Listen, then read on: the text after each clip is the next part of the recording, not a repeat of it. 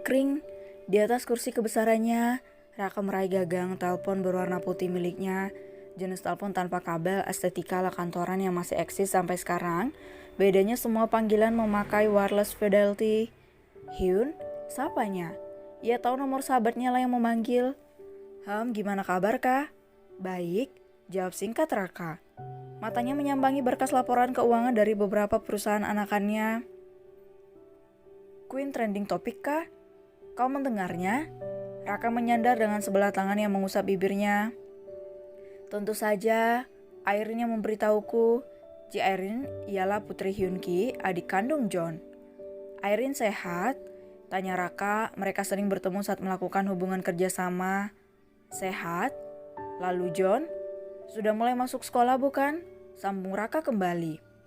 Itu dia masalahnya, sekarang dia terbang lagi ke Indonesia. Sepertinya dia lebih betah bersamamu. Raka sedikit membulatkan matanya. Kalian bertengkar lagi? Aku hanya menjodohkannya dengan gadis baik-baik tapi dia kabur ke Indonesia. Raka mengusap dahinya. Ya Tuhan, kenapa Queen dan John sama sifatnya? Sial, kau tahu Hyun, Queen juga kabur. Ucapnya berapi-api. Bukannya dia di rumahmu? Itu dia masalahnya. Dia yang kau lihat trending itu bukan Queen kita. Sanggah Raka. What? Maksudmu? Raka menggeleng, ceritanya panjang, yang pasti Queen juga kabur dari perjodohan. Lihatlah John dan Queen persis. Tentu saja sama, mereka satu asik. Kristal yang keras kepala. Kamu ngolok-ngolok istriku, Hyun? Tukas Raka. Istrimu juga mantan pacarku, kau lupa? Sial. Raka mendorong satu berkas laporan kesal, begitu memang sifat pria itu. Aku lelah berdebat denganmu, dengar Raka. Sementara biar John tinggal di tempatmu, aku titip John. It's okay, sahut Raka. Kalau bisa bujuk juga dia supaya mau dijodohkan. Banyak maunya sekali kau ini Hyun. Belum lagi selesai percakapan mereka, Raka sudah lebih dulu mendapati sosok Kristal mendekati ruangannya. Kaca transparan membuatnya tahu siapa saja yang berlalu lalang di sekitarnya. Sudah dulu ada istriku, kita akhiri saja, nanti aku telepon kamu lagi. Terdengar suara gelak tawa dari seberang sana. Kenapa?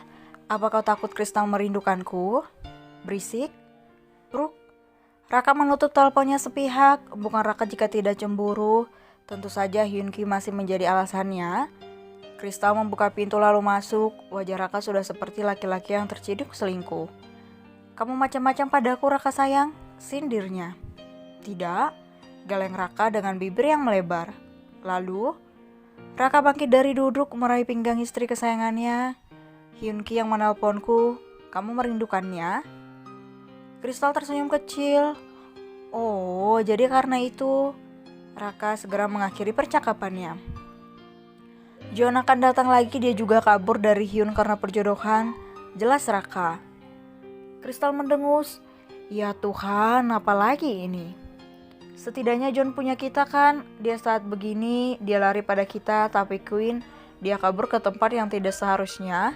Lirih Raka. Apa Dirga sudah tahu kabar ini? Kalau Dirga tahu apa Queen aman bersamanya? Dirga sangat menginginkan Queen kita, sergah Raka. Kau benar, jangan sampai tahu. Sambung Kristal setuju. Lalu apa rencanamu Raka?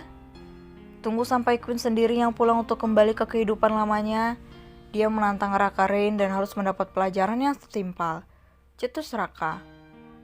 Kristal menggeleng lemah. Jangan terlalu kejam, dia putri yang kau inginkan. Bahkan sampai menyakiti Fiona, kamu ingat? Tukasnya.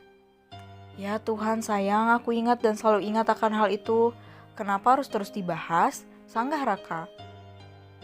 Kristal tahu Raka takkan pernah mau merasa kalah. Sudahlah, kamu masih kejam seperti perangaimu selama ini. Ketusnya, ia membalik tubuh meninggalkan suaminya. Chris, Yang, baby, Hani, istriku. Kristal berlalu dari hadapan Raka meski banyak sebutan sayang ia serukan. Ya Tuhan, Raka Rain selalu saja salah, gumamnya. Pukul 9 malam, Dirga Miller baru saja terbangun dari tidur. Pria itu terduduk di sofa lalu menggeliat dan merenggangkan otot kakunya. Jam dinding dia tengok, jika dia ingat lagi nih masih terlalu sore seharusnya bagi Dirga. Sore tadi Dirga memang pulang lebih awal dari biasanya. Maka jam setengah 8 setelah Isya Dirga tanpa sadar memasuki alam mimpi. Saat Hayal membaca kertas laporan, jelas di mejanya banyak kertas juga map yang tertumpuk di sana. Sejenak ia mengingat kembali mimpi yang sempat menyinggahinya. Ciumkin uncle, I love you. Dirga terpejam membayangkan wajah merona Queen saat dia kecup di dalam mimpinya. Dirga haus, kerongkongan terasa kering. Ingin rasanya minum air dingin dari kulkas langsung. Mencoba meredam hasrat yang tak kunjung selesai. Dirga menurut memenuhi dahaganya.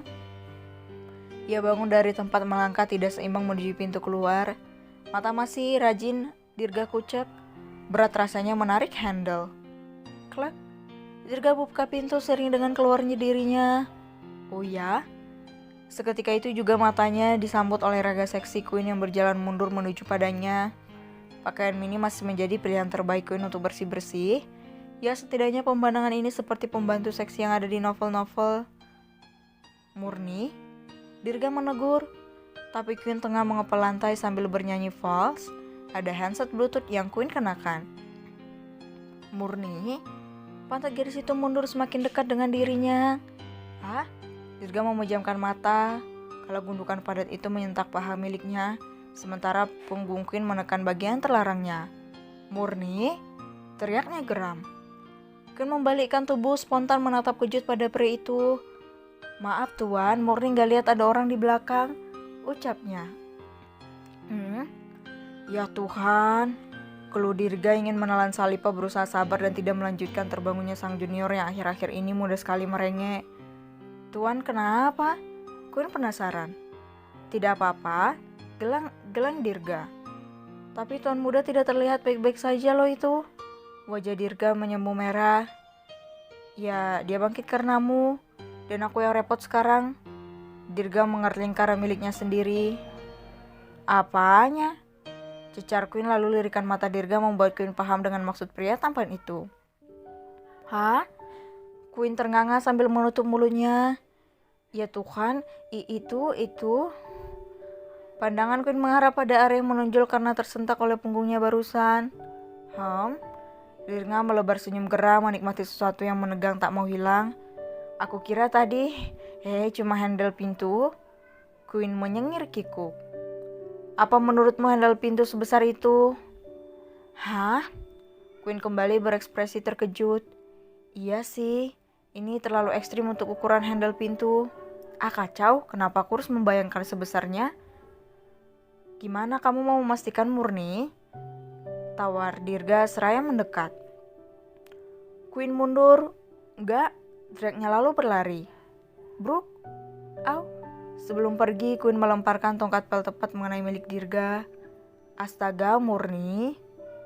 Maaf tuan, tapi Murni gak sengaja, teriak Queen dan berlalu tubuh kecilnya menaiki anak tangga.